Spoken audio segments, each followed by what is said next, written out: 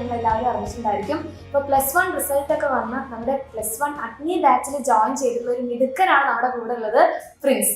അപ്പോൾ കമ്പ്യൂട്ടർ സയൻസിൽ 520 മാർക്കാണ് നമ്മുടെ പ്രിൻസ് സ്കോർ ചെയ്തിട്ടുള്ളത്. അപ്പോൾ നമുക്ക് പ്രിൻസിനോട് തന്നെ ചോദിച്ചറിയാം എന്താണ് ഈ ഒരു വിജയത്തിന്റെ ഉള്ളിലുള്ള രഹസ്യങ്ങൾ. Okay, hello Prince. അപ്പോൾ എങ്ങനെയാണ് ഇത്രയും മാർക്ക്, അതായത് 520 മാർക്ക് കിട്ടിയത്? ഞാൻ ഹാർഡ് വർക്ക് ചെയ്ത് പഠിച്ചിട്ടാണ് എനിക്ക് ആ മാർക്ക് കിട്ടിയത്. എക്സാം ടൈമിലൊക്കെ ഞാൻ നന്നായിട്ടിരുന്ന് പഠിക്കുമായിരുന്നു. രാവിലെ ഇരുന്ന് പഠിച്ചു തുടങ്ങി. എക്സാമിനറിൻ്റെ ക്ലാസ് കണ്ടാണ് ഞാൻ പഠിക്കുന്നത്. എക്സാമിനറിൻ്റെ അവസാനത്തെ റിവിഷൻ ബാച്ചിൽ ഞാൻ ജോയിൻ ചെയ്തിട്ടുണ്ടായിരുന്നു. അപ്പോൾ ഓരോ പാഠവും പഠിക്കുന്നതിന് മുമ്പ് ആ റിവിഷൻ ക്ലാസ് കണ്ടിട്ടാണ് ഞാൻ പഠിക്കുന്നത്. പിന്നെ എല്ലാ പ്രീവിയസ് ഇയർ ക്വസ്റ്റ്യൻസും ചെയ്തിട്ട് പോയതുകൊണ്ട് എനിക്ക് പരീക്ഷ വളരെ സിമ്പിളായിട്ടാണ് തോന്നിയത്. അപ്പൊ മോനിപ്പോ ഇങ്ങനെ പറയുന്ന സമയത്ത് നമുക്ക് ഇപ്പൊ ഈ വീഡിയോ കാണുന്ന ആൾക്കാർക്കായാലും തോന്നുന്നുണ്ടാവും, എല്ലാ വിജയം പറഞ്ഞു കഴിഞ്ഞാൽ ആദ്യം നമ്മൾ ചോദിക്കുക എന്താണ് രഹസ്യം എന്ന് വെച്ചാൽ ഹാർഡ് വർക്ക് ചെയ്യുന്നു. അപ്പൊ മോനിപ്പോ പറഞ്ഞത് ഇങ്ങനെ ഒരു കുട്ടിയൊക്കെ ഹാർഡ് വർക്ക് ചെയ്യുന്നു, പക്ഷെ അതിന്റെ ഉള്ളിലും വേറെ എന്തെങ്കിലുമൊക്കെ മോന്റെ ഒരു കാര്യങ്ങളൊക്കെ ഉണ്ടായിരിക്കല്ലോ. അതായത് മോനിപ്പോ 520 മാർക്ക് കിട്ടി. അപ്പൊ കോമൺ ആയിട്ട് എല്ലാ ഒരു നന്നായിട്ട് പഠിക്കുന്ന എല്ലാ സ്റ്റുഡൻസും പറയുന്ന ഒരു സാധനമാണ് നന്നായിട്ട് ഹാർഡ് വർക്ക് ചെയ്യണം. പക്ഷെ വേറെ കുറെ കുട്ടികൾ ഉണ്ടായിരിക്കും ഇത് കാണുന്നത്. അപ്പൊ അവർക്ക് ചില മോന് യൂസ് ചെയ്ത കുറെ ട്രിക്സും അല്ലെങ്കിൽ എന്തെങ്കിലും സ്റ്റഡി സ്ട്രാറ്റജി അങ്ങനെ ഓരോരുത്തർ ഹാർഡ് വർക്ക് ചെയ്യുന്ന ലെവല് വ്യത്യാസം ഉണ്ടാവും. ഞാൻ പഠിക്കുന്നതിൻ്റെ ഇടയിൽ ബോറടിക്കാതിരിക്കാൻ വേണ്ടി ഞാൻ ഒരു അരമണിക്കൂർ പഠിച്ചതിന് ശേഷം 5 മിനിറ്റ് റെസ്റ്റ് എടുക്കും. എന്നിട്ട് പിന്നെയും അരമണിക്കൂർ പഠിക്കും. അങ്ങനെയാണ് ഞാൻ പഠിക്കുന്നത്. അപ്പോൾ നമുക്ക് ഒരുപാട് ബോറടിക്കുകയില്ല, ക്ഷീണിക്കുകയില്ല. 5 മിനിറ്റ് ബ്രേക്കിൽ എന്താ പരിപാടി?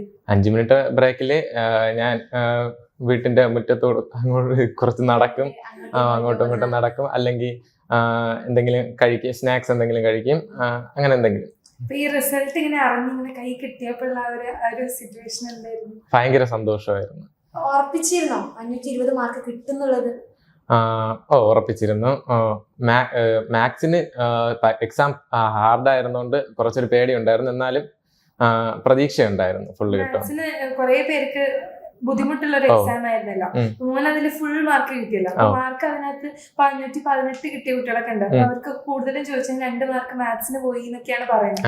അപ്പൊ അങ്ങനെയുള്ള കുട്ടികളോടും അതേപോലെ നെക്സ്റ്റ് നമ്മൾ +1 എഴുതാൻ പോകുന്ന കുട്ടികൾക്കും ഈ മാത്സ് എങ്ങനെ പഠിച്ചാലാണ് ഫുൾ മാർക്ക് കിട്ടാന്ന് പറഞ്ഞു കൊടുക്കാൻ പറ്റുമോ? മാത്സ് പഠിക്കുമ്പോൾ നമ്മൾ കുറച്ച് വിഷ്വലൈസ് ചെയ്ത് പഠിച്ചു കഴിഞ്ഞാൽ നമുക്കത് കുറച്ചും കൂടെ രസത്തിൽ പഠിച്ചു തീർക്കാൻ പറ്റും. അത് ഞാൻ എക്സാമിനറിൽ കൂടെയാണ് ഞാൻ വിഷ്വലൈസ് ചെയ്ത് പഠിച്ചത്. അതുകൊണ്ടാണ് എനിക്ക് 10ാം ക്ലാസ് വരെ മാത്സ് ഭയങ്കര പാടായിട്ടാണ് ഫീൽ ചെയ്തിരുന്നത്. പക്ഷേ +1 എത്തിയപ്പോൾ ഞാൻ ആ ട്രിക്ക് മനസ്സിലാക്കി ആ രീതിയിൽ മുന്നോട്ട് പഠിച്ചു പോവുകയായിരുന്നു. അപ്പോൾ കുറെ കുട്ടികൾ ഇപ്പോൾ വിചാരിക്കുന്നുണ്ടാവും എന്താണ് ആ ട്രിക്ക്. അതായത് 10ാം ക്ലാസ് വരെ മോന് നല്ല ബുദ്ധിമുട്ടായിരുന്നു ആ ഒരു സബ്ജക്ട്.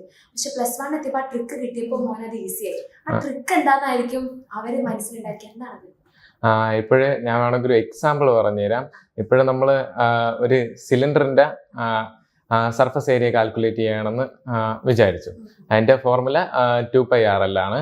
അപ്പോൾ നമ്മൾ ആ സിലിണ്ടറിനെ ഒന്ന് കട്ട് ചെയ്ത് ഒരു റെക്റ്റാങ്കിൾ ഫോമിലാക്കി കഴിഞ്ഞാൽ, ഒരു സിലിണ്ടർ ഇങ്ങനെ ഇരിക്കുമ്പോൾ അതിനൊന്ന് കട്ട് ചെയ്ത് റെക്റ്റാങ്കിൾ ആക്കി കഴിഞ്ഞാൽ അതിൻ്റെ കറക്റ്റ് സർഫസ് ഏരിയ കണ്ടുപിടിക്കാൻ എളുപ്പമാണ്. എന്ന് വെച്ച് കഴിഞ്ഞാൽ റെക്റ്റാങ്കിളിൻ്റെ സർഫസ് ഏരിയ കണ്ടുപിടിക്കാൻ ലെങ്ത് ഇൻറ്റു ബ്രെഡ്ത്ത് അല്ലേ. അപ്പോൾ ഇവിടുത്തെ റെക്റ്റാങ്കിളിൻ്റെ ലെങ്ത്തും പിന്നെ മുകളിലത്തെ 2πR. അപ്പോൾ അത് ഒരു എക്സാമ്പിൾ ആണ്. ഇതുപോലെ ഓരോ കാര്യങ്ങളും വിഷ്വലൈസ് ചെയ്ത് എങ്ങനെയാണ് വന്നത് അപ്പോൾ കുറച്ചും കൂടെ എളുപ്പമായിട്ട് തോന്നും. പിന്നെ ഒരിക്കലും മറക്കുകയില്ല ആ ഇക്വേഷൻ. നമ്മൾ മറന്നു പോയാലും നമുക്ക് ഉണ്ടാക്കിയെടുക്കാൻ പറ്റും ഇക്വേഷൻ. പറഞ്ഞു. സെറ്റാണ്. അപ്പൊ 10ാം ക്ലാസ്സിൽ അപ്പൊ എന്തുകൊണ്ടാണ് അങ്ങനെ ഒരു ഇത് വരാഞ്ഞത്? എക്സാമിന്റെ ക്ലാസ് കണ്ടു തുടങ്ങിയിട്ടില്ല, അവസാനമാണ്. പക്ഷെ അത് കണ്ടു തുടങ്ങിയപ്പോഴേ എനിക്ക് സ്വന്തമായിട്ട് വിഷ്വലൈസ് ചെയ്ത് പഠിക്കാൻ സാധിച്ചു. എക്സാമിൽ ഏതെങ്കിലും ഒരു ടീച്ചറായിട്ട് ഒരു കണക്ഷൻ തോന്നിയിട്ടുണ്ടോ? അലൻ സാറിന്റെ മാത്സ് ക്ലാസ് ഭയങ്കര ഇഷ്ടമാണ്. അലൻ സാർ കാരണമാണ് എനിക്ക് മാത്സ് പ്രിയപ്പെട്ട വിഷയമായിട്ട് മാറിയത്. അപ്പൊ അലൻ സാറിന്റെ മാത്സ് സബ്ജക്റ്റില് ഇപ്പൊ പെട്ടെന്ന് മനസ്സിലോട്ട് വരുന്ന ഏതെങ്കിലും ഒരു ചാപ്റ്റർ അല്ലെങ്കിൽ സാറ് പറയുന്ന ഏതെങ്കിലും കോമഡി അല്ലെങ്കിൽ പെട്ടെന്ന് ക്ലിക്ക് ആവുന്ന എന്താ? ട്രിഗണോമെട്രിക് ഫങ്ഷൻസ് +1 പഠിപ്പിച്ചപ്പം ക്വാഡ്രൻസ് ഓർമ്മിച്ച് വെച്ചിരിക്കാൻ വേണ്ടി സാറ് ട്രിക്ക് പറഞ്ഞു. അലൻ സാർ തോട്ടിൽ ചാടി. അത് വെച്ചിട്ടാണ് ഞാൻ അത് മുഴുവൻ ഓർമ്മിച്ച് വെച്ചിരുന്നത്. ആ മോഡൽ ക്വസ്റ്റ്യൻ വന്നിട്ടുണ്ടായിരുന്നു. അപ്പോഴ് അത് വെച്ചാണ് ഞാൻ അത് ചെയ്തത്. ഓ, ഇതൊക്കെ ആലോചിക്കുമ്പോ ടെൻഷനും കുറയും എക്സാമിന്.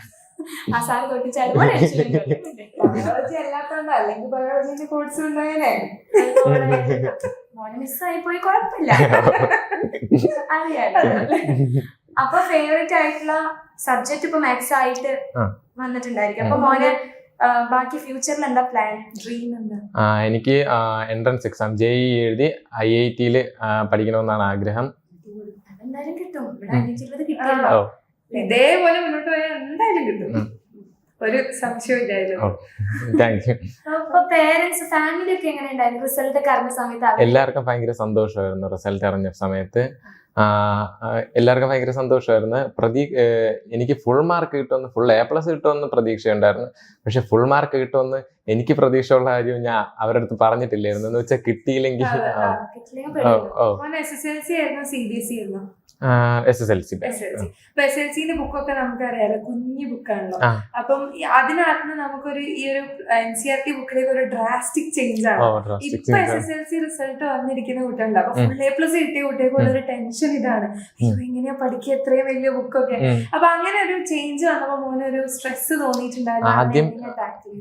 ആദ്യം ബുക്ക് കണ്ടപ്പം എനിക്കൊരു സ്ട്രെസ് തോന്നിയിട്ടുണ്ടായിരുന്നു. എന്ന് വെച്ചാൽ ഇത്രയും വലിയ ബുക്ക്, ഇത്രയും 14 ചാപ്റ്റേഴ്സ്, ഫിസിക്സിൽ 14, മാത്സിൽ 16 ചാപ്റ്റർ ഒക്കെ പഠിച്ച് തീക്കാവുള്ളതുകൊണ്ട് എനിക്ക് ഭയങ്കരമായിട്ട് സ്ട്രെസ് തോന്നിയിരുന്നു.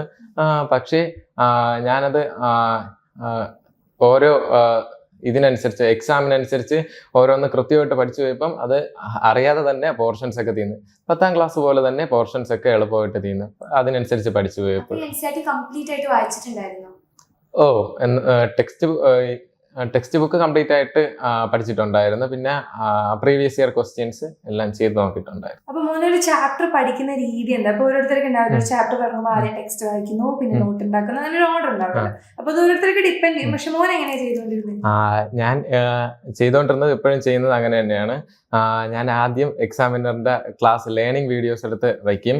ലേണിംഗ് വീഡിയോസ് എടുത്ത് വെച്ച് ഓരോ ലേണിംഗ് വീഡിയോ കാണും. അതിനനുസരിച്ച് ഒരു ഷോർട്ട് നോട്ട് എഴുതി പോവും. എന്നിട്ട് ആ ഷോർട്ട് നോട്ട് വെച്ച് ഞാൻ പഠിക്കും. അങ്ങനെയാണ് ഞാൻ ഇപ്പോഴും പഠിച്ചുകൊണ്ടിരിക്കുന്നത്. ഒരു ചാപ്റ്റർ എല്ലാ എക്സാംസിനും ഓരോ തവണ റിവൈസ് ചെയ്യും. റിവിഷനൊക്കെ വരുമ്പോൾ റിവൈസ് ചെയ്യും. ഫൈനൽ എക്സാം ആയപ്പോഴത്തേക്ക് ഏകദേശം ഒരു ചാപ്റ്റർ എത്ര ടൈം റിവൈസ് ചെയ്തിട്ടുണ്ടാവും? ഒരു 10-12 പ്രാവശ്യം റിവൈസ് ചെയ്തിട്ടുണ്ട്. പിന്നെ അത്ഭുതമല്ല, അത്രയും ഹാർഡ് വർക്ക് തന്നെയാണ് അത്.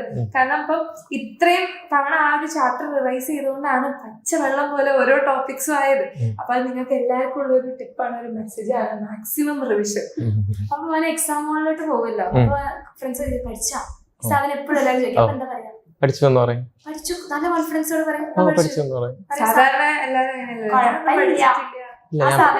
ഇല്ല, ഞാൻ പഠിച്ചു എന്ന് പറയും. ഞാൻ പഠിച്ചു എന്ന് പറയും. അപ്പൊ അത് രണ്ടാമതായിട്ട് ശ്രദ്ധിക്കുക, പഠിച്ച കാര്യങ്ങൾ നമ്മൾ പറയല്ലോ, പഠിച്ചില്ല, ഞാനൊന്നും പഠിച്ചിട്ടില്ല. ഇല്ല, എങ്കിൽ റിസൾട്ട് വരുമ്പോ എന്തായാലും ഞാൻ കള്ളനാവൂലേ. അപ്പൊ മുന്നേ ഞാൻ പഠിച്ച കാര്യം പഠിച്ചു എന്നുള്ളത് പറയും. അപ്പൊ എക്സാം കഴിഞ്ഞ് വന്നു കഴിഞ്ഞാലും ഇപ്പൊ പാരന്റ്സിനോടായാലും ഫ്രണ്ട്സിനോടും പറയാം, എക്സാം എങ്ങനെയുണ്ട് ചോദിച്ചിട്ടുണ്ടായിരുന്നു? എളുപ്പമുണ്ടെങ്കിൽ എളുപ്പമുണ്ടെന്ന് പറയും. മാത്സ് കഴിഞ്ഞ് വന്നപ്പം ഞാൻ കുറച്ച് ടഫായിരുന്നാണ് പറഞ്ഞിരുന്നത്. ബാക്കി എല്ലാ വിഷയവും ഞാൻ ഈസി എന്നാണ് പറഞ്ഞിരുന്നത്. അപ്പൊ ഈ എക്സാം ഹോളിലേക്ക് നമ്മൾ കേറുമ്പോ കുറെ കുട്ടികൾ ഇങ്ങനെ വന്നിട്ട് പറയുമല്ലോ, ഇത് ഇമ്പോർട്ടന്റ്, ഇത് പഠിച്ചോ എന്നൊക്കെ ചോദിച്ചു ലാസ്റ്റ് മിനിറ്റ് ചോദിക്കും. അപ്പൊ ലാസ്റ്റ് മിനിറ്റിൽ എടുത്ത് വായിക്കോ അതോ? ഇല്ല, ഞാൻ അപ്പോഴും വായിക്കാറില്ല. ഞാൻ വീട്ടിൽ സ്കൂളിൽ വന്നു കഴിഞ്ഞ് ഞാൻ സ്കൂളിൽ ബുക്ക് കൊണ്ടുപോകില്ല എക്സാം ദിവസം. ഞാൻ സ്കൂളിൽ എഴുതാനുള്ള പെന്നും ഹാൾ ടിക്കറ്റും ഒക്കെ മാത്രമേ കൊണ്ടുപോകാറുള്ളൂ. അപ്പോൾ വായിക്കുമ്പോൾ പെട്ടെന്ന് ടെൻഷൻ വരും എല്ലാം കൂടെ കാണുമ്പോൾ. അതുകൊണ്ട് ഞാൻ ബുക്ക് കൊണ്ടുപോകാറില്ല, അപ്പൊ റിവൈസ് ചെയ്യാറുമില്ല. അപ്പൊ രണ്ടാമതായിട്ട് ശ്രദ്ധിക്കേണ്ടത്, എക്സാം ഹോളിലോട്ട് പോകുന്ന സമയത്ത് ഇരുന്ന് നമ്മളിങ്ങനെ ബുക്ക് നോക്കി നമ്മൾ ടെൻഷനാണ്. അപ്പൊ ഇനിയിപ്പോ എക്സാം നമ്മൾ എഴുതുന്ന രീതി ഉണ്ടല്ലോ, ഇപ്പൊ ഒരു ക്വസ്റ്റ്യൻ ചില ആൾക്കാർക്ക് എങ്ങനെയാണ് ആ ക്വസ്റ്റ്യൻ അറ്റൻഡ് ചെയ്യാന്നുള്ള ബുദ്ധിമുട്ടായിരിക്കും. അപ്പൊ മോൻ എങ്ങനെയായിരുന്നു എഴുതി ഒരു ക്വസ്റ്റ്യൻ എങ്ങനെയായിരുന്നു അപ്രോച്ച് ചെയ്തിട്ടുണ്ടായിരുന്നത്? പാരഗ്രാഫ് ആയിട്ട് എഴുതുക, അങ്ങനെ എങ്ങനെയൊക്കെ ഉണ്ടായിരുന്നു? അപ്പൊ മോൻ എങ്ങനെയായിരുന്നു എഴുതിയിട്ടുണ്ടായിരുന്നു ഒരു ക്വസ്റ്റ്യൻ എങ്ങനെ അപ്രോച്ച് ചെയ്യാം? ആദ്യം മുതൽ ഫസ്റ്റ് നമ്പർ ഇട്ട് എങ്ങനെ എഴുതും, അത് അറിയുന്ന ക്വസ്റ്റ്യൻ ആദ്യം എഴുതുന്നു എങ്ങനെ? ഞാൻ സയൻസ് വിഷയങ്ങൾക്കെല്ലാം മാത്സ് പോയിട്ടുള്ള ബാക്കി എല്ലാ സയൻസ് വിഷയങ്ങൾക്കും എനിക്ക് അറിയാന്നുള്ള ക്വസ്റ്റ്യൻ എല്ലാം ഓർഡറിൽ പോയി. എനിക്ക് എന്ന് വെച്ചാൽ കോൺഫിഡൻസ് ഉണ്ടായിരുന്നു എന്തായാലും എഴുതി കഴിയും, ടൈമിന് എഴുതി കഴിയും. ബട്ട് മാത്സ് ഞാൻ എഴുതിയപ്പോൾ കറക്റ്റ് ഓപ്ഷൻ അനുസരിച്ച് എഴുതിയിട്ട് അവസാനമാണ് എക്സ്ട്രാ ക്വസ്റ്റ്യൻസ് ഒക്കെ ചെയ്തത്. ബാക്കിയെല്ലാം ഞാൻ ഒരു ഓർഡറിൽ അങ്ങ് ചെയ്തു എല്ലാം ചെയ്തു. ഈ ക്വസ്റ്റ്യൻ ഓരോന്ന് അറ്റൻഡ് ചെയ്യുമ്പോൾ ടൈം മാനേജ് ചെയ്യുന്ന കുറെ കുട്ടികൾക്ക് നല്ല ബുദ്ധിമുട്ടാണ്. കുറെ പേര് ഇപ്പൊ വന്ന് പറഞ്ഞിട്ടുണ്ടായിരുന്നത് ലാസ്റ്റ് ക്വസ്റ്റ്യൻ അറ്റൻഡ് ചെയ്യാൻ സമയം കിട്ടില്ല, അതിലാണ് മാർക്ക് വരുന്നത്. അപ്പൊ മോൻ എങ്ങനെ ടൈം മാനേജ് ചെയ്തിട്ട്? ഇപ്പം ലാംഗ്വേജസ് ആണ് എക്സാം വരുന്നതെങ്കിൽ 80 മാർക്സിനാണ്. അപ്പോൾ 2.5 മണിക്കൂർ എനിക്ക് തികയാറുണ്ട്, എന്നാലും തികയാറില്ല ചിലവർക്ക്. അപ്പോൾ ഞാൻ ചെയ്യുന്നതെന്ന് വെച്ചാൽ ഈ 1 മാർക്കിന്റെ 2 മാർക്കിന്റെ ഒക്കെ ക്വസ്റ്റ്യൻസ് ആദ്യം ഒരു 10 മിനിറ്റ് കൊണ്ട് തന്നെ മാക്സിമം സ്പീഡിന് കംപ്ലീറ്റ് ചെയ്യാൻ നോക്കും. അത് കഴിഞ്ഞ് ഇപ്പം ഹിന്ദി, മലയാളം അതുപോലത്തെ വിഷയങ്ങളാണെങ്കിൽ ഞാൻ 4 മാർക്കിന്റെ ക്വസ്റ്റ്യൻ വരുമ്പോൾ അതിന് ഒരു 4 മിനിറ്റ് 5 മിനിറ്റ് ആ റേഞ്ച് വെച്ച് കൊടുക്കും. എന്നിട്ട് ലാസ്റ്റ് 8 മാർക്കിന്റെ 2 ക്വസ്റ്റ്യൻ വരുമ്പം അത് രണ്ടും ഒരു 10 to 15 മിനിറ്റ് വെച്ച് എടുത്തെഴുതും. ലാസ്റ്റ് എഴുതി തീരാറുണ്ട്. ടൈം ഫ്രെയിം വെച്ച് ഡിവൈഡ് ചെയ്യുക ആദ്യമേ, അതിനനുസരിച്ച് കംപ്ലീറ്റ് ചെയ്യും. അല്ലാതെ ഓരോന്ന് എഴുതിയിട്ട് അതിനുള്ള സമയം എടുക്കില്ല. അപ്പൊ ഇതിങ്ങനെ ആക്കാൻ വേണ്ടി കുറച്ച് പ്രാക്ടീസ് ചെയ്തിട്ടുണ്ടായിരിക്കുമല്ലോ. അപ്പൊ മോൻ തന്നെ സ്വന്തം ക്വസ്റ്റ്യൻസ് ഉണ്ടാക്കിയിട്ട് വീട്ടിലാണ് പ്രാക്ടീസ്? പ്രീവിയസ് ഇയർ ക്വസ്റ്റ്യൻ വെച്ചിട്ടാണ് പ്രാക്ടീസ് ചെയ്യുന്നത് ഞാൻ. അപ്പൊ ഈ രീതി തന്നെ എഴുതി അതങ്ങനെ ഒരു വഴിക്ക് വന്നിട്ടുണ്ടായിരുന്നു. ഇപ്പൊ നമ്മള് ഇംഗ്ലീഷ് എക്സാമിനാണ് കുറെ പേർക്ക് 2 മാർക്ക് 3 മാർക്ക് പോയിട്ടുള്ളത്. ഇവിടെ വന്നതിലാണെങ്കിലും കുറെ കുട്ടികൾക്ക്, ബാക്കിയൊക്കെ ഇതിന് ഫുൾ ഉണ്ടാവും. ഇംഗ്ലീഷിന് കുറെ പേർക്ക് മാർക്ക് പോയിട്ടുണ്ട്. അപ്പൊ എന്തായിരിക്കും ഇപ്പൊ നെക്സ്റ്റ് ഇയർ വരുന്ന കുട്ടികൾക്ക് പറഞ്ഞു കൊടുക്കാൻ വേണ്ടിട്ട് ഇംഗ്ലീഷ് എങ്ങനെ പഠിക്കണം, അല്ലെങ്കിൽ എന്താണ് അതിനകത്ത് ആ മാർക്ക് പോവാനുള്ള റീസൺ? ഇംഗ്ലീഷ് നമ്മൾ ടെക്സ്റ്റ് ബുക്ക് ഒരുപാട് തവണ വായിക്കണം. അതിനനുസരിച്ച് തന്നെ നമ്മൾ പല സോഴ്സസിൽ നിന്ന് ഓരോ ക്വസ്റ്റ്യൻ വായിച്ച് അതിനെക്കുറിച്ച് മനസ്സിലാക്കി എടുക്കണം. എന്നാലേ നമുക്ക് എക്സാം ഹാളിലിരിക്കുമ്പം ഓരോ ക്വസ്റ്റ്യനും കണ്ടൻസ് കിട്ടും. അതുപോലെ തന്നെ ഗ്രാമർ പ്രാക്ടീസ് ചെയ്തിട്ട് പോയാലേ, അല്ലെങ്കിൽ അവിടെ ആയിരിക്കും മിക്കവർക്കും മാർക്ക് പോകുന്നത്, 3 മാർക്കൊക്കെ പോകുന്നത് ഗ്രാമറിലായിരിക്കും. അപ്പോൾ പ്രാക്ടീസ് ചെയ്തിട്ട് ഇതുപോലെ സോഴ്സസ് ഒക്കെ എന്ന് വെച്ചാൽ എല്ലാ ക്വസ്റ്റ്യനും ഒന്ന് വായിച്ചു നോക്കിയിട്ട് പോയി കഴിഞ്ഞാൽ ഉറപ്പായിട്ട് ഫുൾ മാർക്ക് കിട്ടും.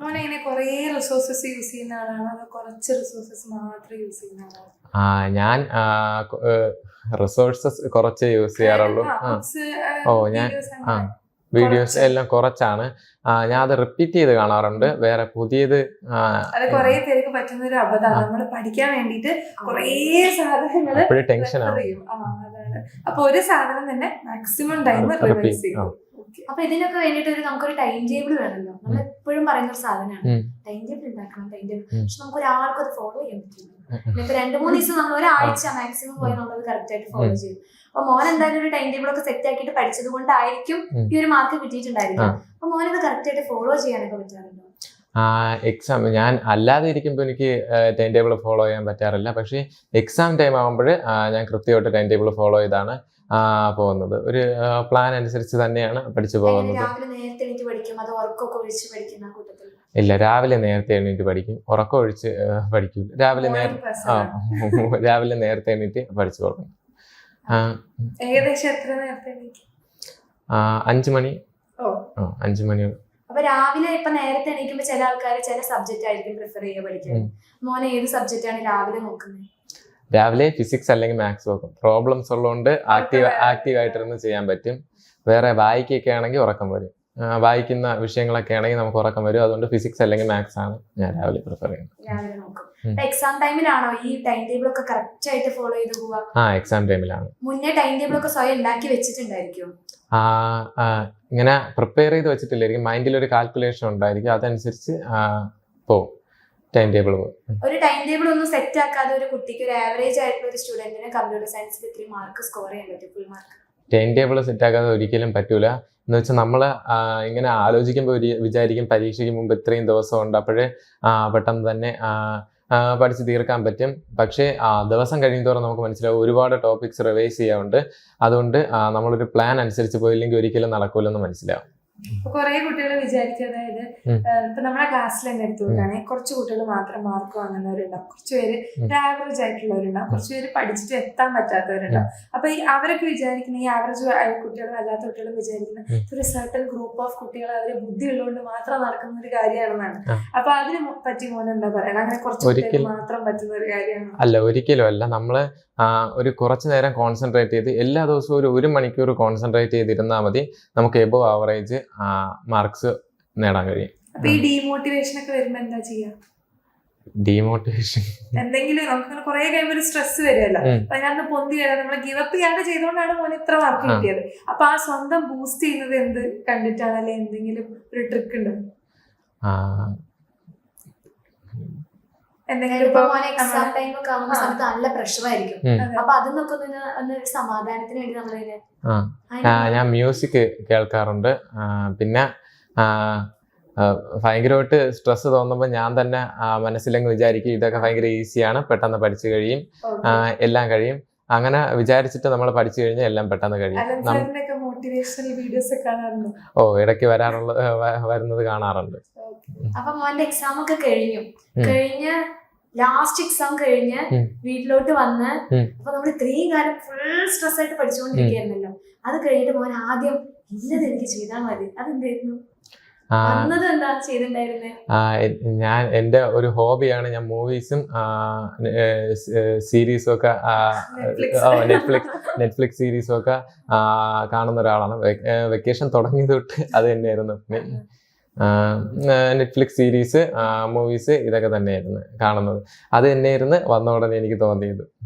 വേഗം പോയി ഫ്രഷ് ആയി സമാധാനം തോന്നി. എങ്ങനെയുണ്ടായിരുന്നു ആ ഒരു നിമിഷം? ഭയങ്കര സാറ്റിസ്ഫാക്ഷൻ ആയിരുന്നു. മണി ഹേസ്റ്റ് കണ്ടിട്ടുണ്ടായിരുന്നു. അപ്പോഴ് എനിക്ക് ഈ വർഷം തുടങ്ങിയപ്പോൾ അങ്ങനെ കംപ്ലീറ്റ് ചെയ്യാൻ പറ്റൂലല്ലോ, നമ്മളൊന്ന് കണ്ടു തുടങ്ങി കഴിഞ്ഞാൽ തിരക്കായിരിക്കും. അതുകൊണ്ട് ഞാൻ വെക്കേഷനാണ് ഇതൊക്കെ കൂടുതൽ കാണാറുള്ളത്.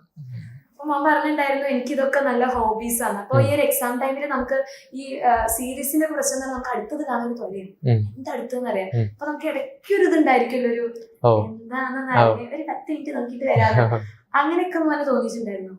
തോന്നിയിട്ടുണ്ട്, പക്ഷേ ഞാൻ അപ്പോഴെടുത്തിട്ടില്ല, കൺട്രോൾ ചെയ്തിട്ടുണ്ട്. അപ്പോഴും നമ്മൾ എക്സാംസിനെ കുറിച്ച് ആലോചിക്കണം. എന്ന് വെച്ചാൽ നമുക്ക് സീരീസ് ആണെങ്കിൽ പിന്നെയും കാണാം, വെക്കേഷൻ ഒരുപാട് സമയമുണ്ട് കാണാം.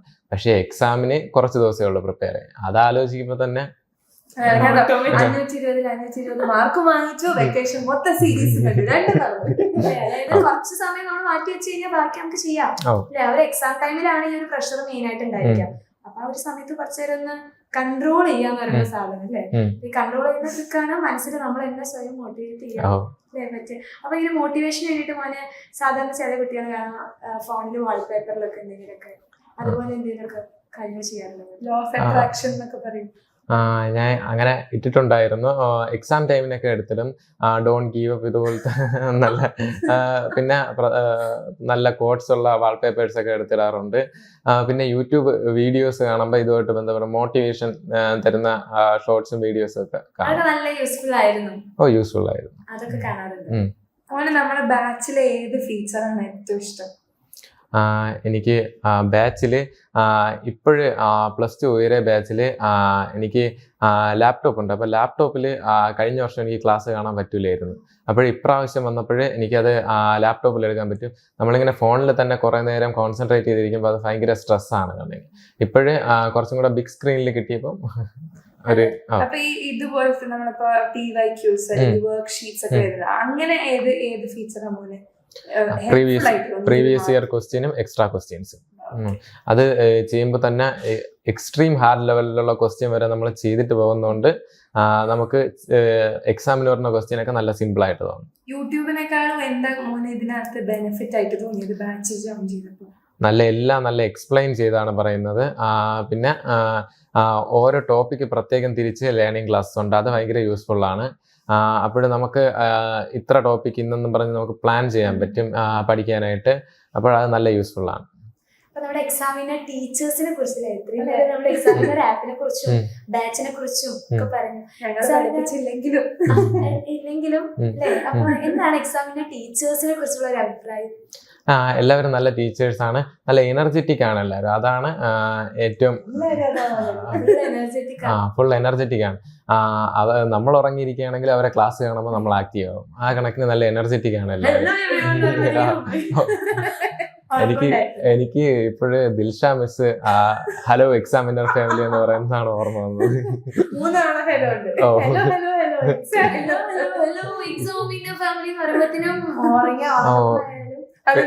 ചാടി എഴുന്നേക്ക് ഉറക്കത്തിൽ 2 മണിക്ക് ഉറക്കം തൂങ്ങിയിരിക്കുമ്പോ വരെ ദിൽഷ മിസ് ഫുൾ എനർജിയിലാണ് ക്ലാസ് എടുക്കുന്നത്. എനർജിയാണ് അവിടെ പിടിച്ചിരുത്തുന്നത്. ഇപ്പൊ വീട്ടിലൊക്കെ എന്താ ആദ്യം, കാരണം നമ്മളെ ഒരു കുറച്ചായിട്ടുള്ള ഈ ഒരു ഓൺലൈൻ ക്ലാസ് ട്രെൻഡ് വന്നിട്ട് ഇപ്പൊ തുടക്കത്തിലൊക്കെ പേരൻസിന് ഇതുണ്ടായിരുന്നോ ഈ ഓൺലൈൻ ക്ലാസ് എഫക്റ്റീവ് ആണോ, പിന്നെ മോൻ മാർക്ക് വാങ്ങിക്കുന്ന മനസ്സിലായിട്ട് പിന്നെ എന്താ പറയാറുണ്ട്? അത് രണ്ടും പറയും. ആദ്യം ഞാൻ ഇതുപോലെ യൂട്യൂബില് ക്ലാസ് കാണുന്നൊക്കെ പറയുമ്പം ചെറിയൊരു പ്രശ്നമുണ്ട്. എന്തായാലും ഞാൻ പഠിക്കുന്നോണ്ട് വലുതായിട്ടൊന്നും പറയാറില്ലായിരുന്നു. എന്നാലും ഞാൻ അവസാനം പിന്നെ യൂട്യൂബിലെ ക്ലാസ് കണ്ട് ഇഷ്ടപ്പെട്ട് SSLCക്ക് റിവിഷൻ ബാച്ച് പർച്ചേസ് ചെയ്തിരുന്നു. അതിനുശേഷം SSLCക്ക് നല്ല മാർക്ക് ഉണ്ടായിരുന്നപ്പോൾ എല്ലാവർക്കും ഇതിനെക്കുറിച്ച് മനസ്സിലായി. ഇത് ഭയങ്കര യൂസ്ഫുൾ ആയിട്ടുള്ള റിസോഴ്സസ് ആണ് തരുന്നതെന്ന് മനസ്സിലായി. അപ്പോഴും പിന്നെ +1 ചോദിച്ചപ്പം ഉടനെ തന്നെ ഇത് ഇടക്കിടയ്ക്ക് വന്ന് നോക്കാറുണ്ട്. അപ്പൊ നമ്മുടെ എക്സാമിനറിനെ കുറിച്ച് എങ്ങനെയാ കേട്ടത്? ആദ്യമായിട്ട് ഫ്രണ്ട്സ് വഴിയാണോ അതോ മോൻ തന്നെ യൂട്യൂബില് ഏതെങ്കിലും ടോപ്പിക്സ് ഒക്കെ സെർച്ച് ചെയ്യുമ്പോൾ കണ്ടതാണ്? ഞാൻ ഇങ്ങനെ യൂട്യൂബില് മനസ്സിലാകാത്ത ടോപ്പിക് ഇങ്ങനെ വെച്ച് സെർച്ച് ചെയ്തപ്പോഴാണ് ആദ്യമായിട്ട് എക്സാമിനറിന്റെ വീഡിയോസ് കാണുന്നത്. അലക്സാറിന്റെ വീഡിയോ ആണ് ആദ്യം. ഫിസിക്സ് സെക്കൻഡ് SSLCയിലെ സെക്കൻഡ് ചാപ്റ്റർ എന്തോ മോട്ടർ പ്രിൻസിപ്പിൾ, അതുമായിട്ട് ബേസ് ചെയ്ത് മനസ്സിലാകത്തപ്പോഴാണ്. അപ്പൊ ആ ടോപ്പിക് കണ്ടപ്പോ അലക്സാറിന്റെ ക്ലാസ് നന്നായിട്ടെന്ന് തോന്നി. പിന്നെ ഞാൻ ഓരോ ക്ലാസ് ആയിട്ട് കണ്ടു നോക്കി. എക്സാമിന് മുമ്പ് രാത്രി ഇടുന്ന ലൈവ് ക്ലാസ് കണ്ടു. അതൊക്കെ ഭയങ്കര, പ്രത്യേകിച്ച് ലാംഗ്വേജ് വിഷയങ്ങൾക്കൊക്കെ ഭയങ്കര യൂസ്ഫുൾ ആയിട്ട് തോന്നി. അതാണ് പിന്നെ ഇതിങ്ങനെ കണ്ടിന്യൂ ചെയ്തത്. ഇപ്പൊ കുറെ കുട്ടികളുണ്ടായിരിക്കും ഇപ്പൊ +1 ജോയിൻ ചെയ്ത് കമ്പ്യൂട്ടർ സയൻസിലോട്ട് ജോയിൻ ചെയ്ത കുറെ കുട്ടികളുണ്ടായിരിക്കും. അപ്പൊ മോന് ചിലപ്പോ 520 മാർക്ക് കിട്ടാന് കുറെ എഫേർട്ട് എടുത്തിട്ടുണ്ടായിരിക്കും. അതില് ഇന്ന കാര്യം ചെയ്തത് എനിക്ക് വേണ്ടായിരുന്നു എന്ന് തോന്നിയിട്ടുണ്ടായിരുന്നു എന്ന് തോന്നുന്ന എന്തെങ്കിലും കാര്യമുണ്ട്? അതായത് ഈ ഒരു മിസ്റ്റേക്ക് ഞാൻ ഇനി +2 ആവർത്തിക്കില്ല, ഇത്രയും സമയം വെറുതെ കളഞ്ഞു, അങ്ങനെ ഏതെങ്കിലും കാര്യം? ഇല്ല, മോൻ ചെയ്ത എല്ലാ കാര്യങ്ങളും ഓക്കെ ആയിരുന്നു? എല്ലാ കാര്യങ്ങളും പെർഫെക്റ്റ് അല്ല, അതൊരിക്കലും പെർഫെക്റ്റ് ആവൂല. എല്ലാം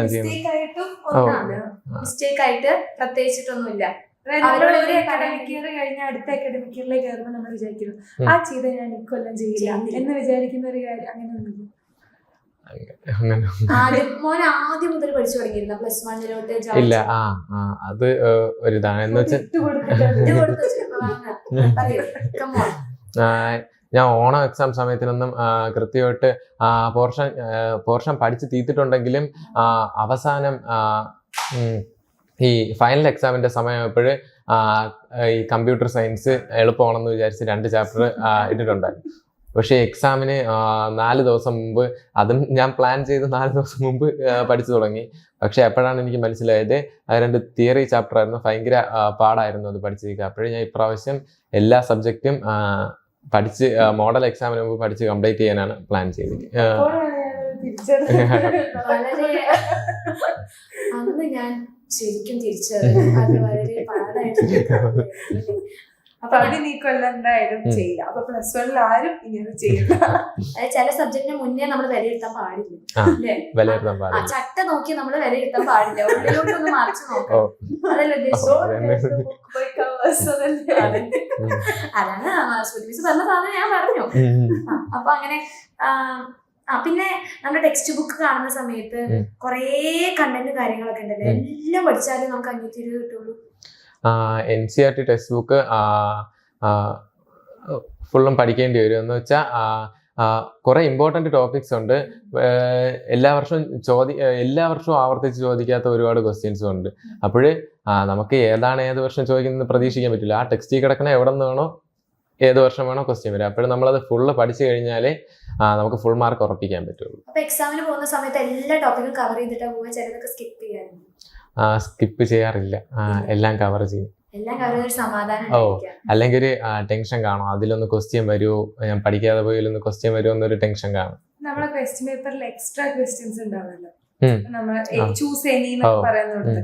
അപ്പൊ ആ എല്ലാം ചെയ്യോ അതോ കറക്റ്റ് പറയുന്ന അത്ര തന്നെ ചെയ്യും? എല്ലാം ചെയ്യും. ചെയ്യും. ഉം. ഓക്കെ, അതൊരു ടിപ്പാണ്. കാരണം എങ്ങാനും നമ്മൾ എഴുതിയ ആൻസർ തെറ്റിപ്പോയാൽ വേറൊരു ആൻസർ അപ്പുറത്തുണ്ടാവും. എന്നിട്ട് മോന് സമയം കിട്ടുന്നുണ്ട് അവസാനം വരെ? ഓ.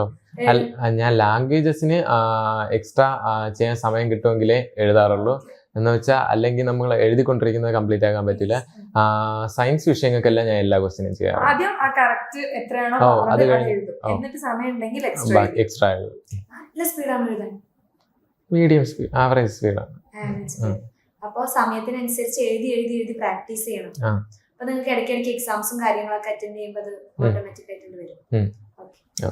അപ്പൊ SSLC ഫുൾ A+ ഒക്കെ കിട്ടി നിൽക്കുന്ന ഒരുപാട് കുട്ടികൾ പ്രതീക്ഷയോടൊപ്പം മോനെ നോക്കുന്നുണ്ടാവും. അപ്പൊ ഈ ഏട്ടന് 520 കിട്ടിയല്ലോ, അപ്പൊ എനിക്കും അതേപോലെയൊക്കെ കിട്ടാൻ ചാൻസ് ഉണ്ടോ എന്നൊക്കെ ആ ഒരു ഇൻസ്പിറേഷനിൽ നോക്കുന്നുണ്ട്. അപ്പൊ റോൾ മോഡലാണ് അവർക്ക് ഈ ചേട്ടൻ. ഓക്കെ, അപ്പൊ ഈ ചേട്ടന് ഈ ജൂനിയേഴ്സിനോട് എന്താണ് അഡ്വൈസ് പറഞ്ഞു കൊടുക്കാറുള്ളത് നെക്സ്റ്റ് ഇയറിലേക്ക്? നമ്മൾ ഹാർഡ് വർക്ക് ചെയ്യുന്നതിനൊപ്പം അതിനനുസരിച്ച് നമ്മൾ കൃത്യമായിട്ടുള്ള പ്ലാനിങ്ങോട് കൂടി എല്ലാം ചെയ്തു കഴിഞ്ഞാൽ നമുക്ക് ഉറപ്പായിട്ടും ഫുൾ മാർക്ക് നേടാൻ സാധിക്കും. +1ലും +2നും ഫുൾ മാർക്ക് നേടാൻ സാധിക്കും. നമ്മൾ ഹാർഡ് വർക്ക് മാത്രമായി കഴിഞ്ഞാൽ സ്ട്രെസ്സാണ്, ഫുള്ള് സ്ട്രെസ്സാവും. അതിനനുസരിച്ച് നമ്മളത് മെയിൻറ്റെയിൻ ചെയ്ത് ഒരു പ്ലാനോടുകൂടി പോയി കഴിഞ്ഞാൽ ഉറപ്പായിട്ടും നമുക്ക് ഫുൾ മാർക്ക് മേടിക്കാൻ സാധിക്കും. ഓക്കെ, അപ്പൊ ഇതേപോലെ നെക്സ്റ്റ് ഇയറും ഫുൾ മാർക്ക് വാങ്ങിയിട്ട് 1200 ആയിട്ട് തിരിച്ചു വരണം. Okay, all the best. Thank you.